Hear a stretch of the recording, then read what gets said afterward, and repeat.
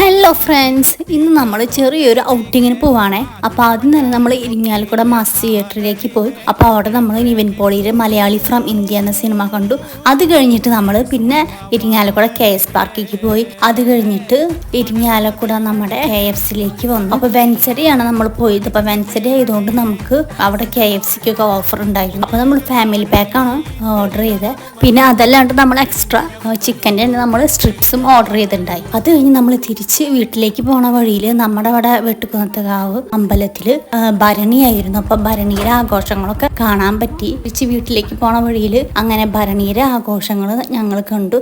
ഒരുപാട് സന്തോഷമായി. അപ്പൊ അങ്ങനെ ഇന്നത്തെ ദിവസം ഞങ്ങൾ എല്ലാവരും ശരിക്കും പറഞ്ഞ് അടിച്ചു പൊളിച്ചു. സബ്സ്ക്രൈബ് ചെയ്യാനും നിങ്ങൾ മറക്കരുത്.